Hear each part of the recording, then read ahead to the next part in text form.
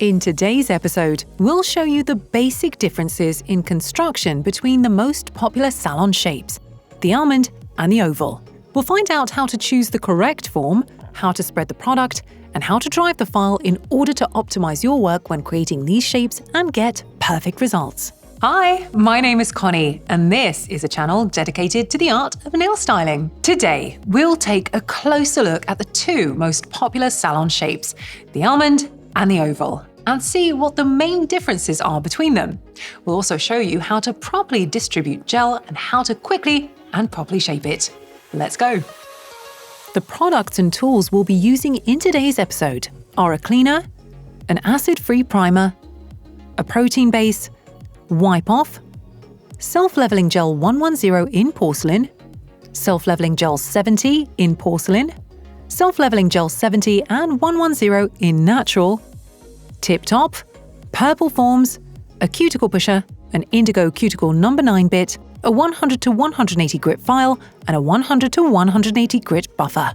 An almond and an oval are two very popular nail styling shapes, which differ from each other not just in the finish of the free edge, but also in construction and shape. We'll have a look at 5 basic aspects which are worth remembering every time we get to work, so that we end up with an almond or an oval and not something in between. Firstly, let's prepare our model's natural nails for a gel extension. Once the cuticles are sorted, the surface of the nail is dehydrated, and a primer is applied, the nails are ready for extensions. The first element that influences the shape that is to be created on our model's nail is the form pinch. When it comes to an oval, we leave the form open up to a certain length or only slightly narrowed. When building an almond, we can pinch the form properly 3 points further than our desired length. Thanks to this, the upper section of the form will be significantly narrower, and so it will inform the final shape.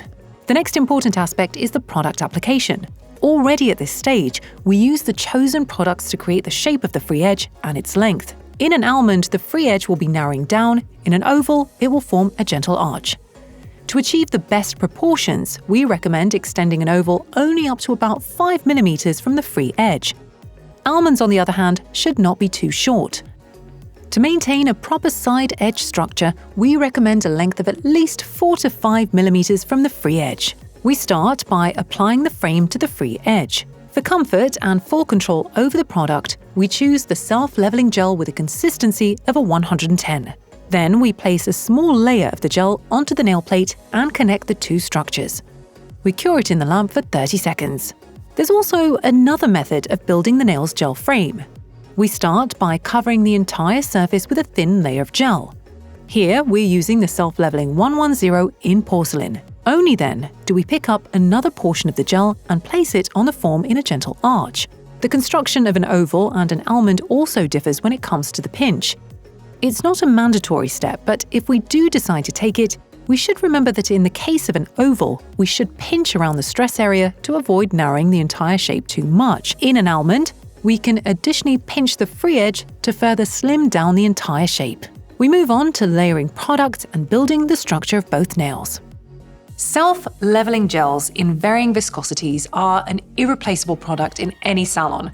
70 is a low viscosity, which means the gel self-levels fast, and it's perfect for extra quick stylings and short nails, like ovals. On the other hand, a 110 is a higher viscosity, which means the gel self-levels slower, making it perfect for building a frame or an almond shape. This is why we chose self-leveling gel 70 in porcelain to build our short oval, and for our slightly longer almond, the 110 gel in natural. We start by covering the entire nail with a thin layer of product to create the so-called slip layer for the structural coat. Thanks to this, the gel will spread evenly across the entire nail. Using a rocking motion, we spread the gel from right to left, making sure to maintain the correct curvatures of the nail structure. Because the gel levels on its own, we can flip the hand over and, using a thin brush, drive some product onto the apex where there should be more of it.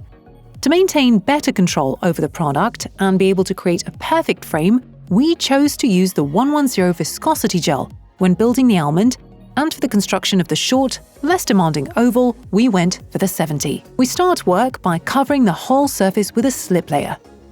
Then place a bigger portion of the product on the nail using pulsing motions. We spread the rest of the product and place it using the Master Nail Art 007 brush, using long strokes all the way to the tip of the nail. When applying the product, we should watch the amount we use. This is the next difference between an almond and an oval. There can't be too much product on an oval, mostly due to the short length, but also because we want to achieve a natural-looking result. We don't emphasize the apex too much, and the upper arch should be gentle. The construction of an almond, a slightly longer shape, requires applying slightly more product. We can see that around the apex, the upper arch is elongated and smoothly drops towards the end of the nail. We cure the whole nail in the lamp for 30 to 60 seconds. Time for the grand finale, the filing. Working on both shapes, we start by defining the length and shape of the free edge. So in both cases, we hold the file straight and file down the walls. Then we focus on side walls, which both in the almond and in the oval need to gently transition from an arch into the tip of the nail. While filing along the cuticles, we drive the file slightly on the angle, then glide it along the surface. That is the apex and upper arch. In both cases, the apex should be defined gently, however the upper arch of an oval is a lot more delicate, partially even following a straight line by the tip. We can achieve this by gently filing the arch to the sides.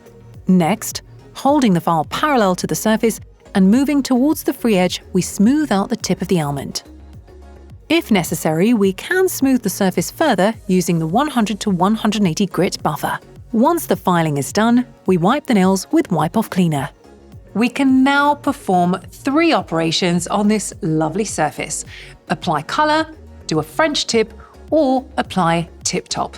We will go with the third option to show you how to work fast but still achieve a beautiful nude finish. This is exactly what the self-leveling gels are for, to speed up your work and cut the appointment time down to a minimum, not just through their consistency, but also thanks to the beautiful colors which are favored by our clients, which means we don't have to worry about applying any polish because the tint is already in the gel. Voila! Here we have the 2 most popular salon shapes.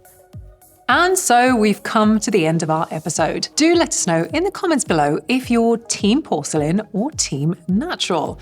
Which nude shade of the self-leveling gel is your favorite? I'm leaning more towards the natural, although I do like the porcelain shade too. Exactly. It's a hard choice to make. Remember, here every Wednesday. We'll see you soon.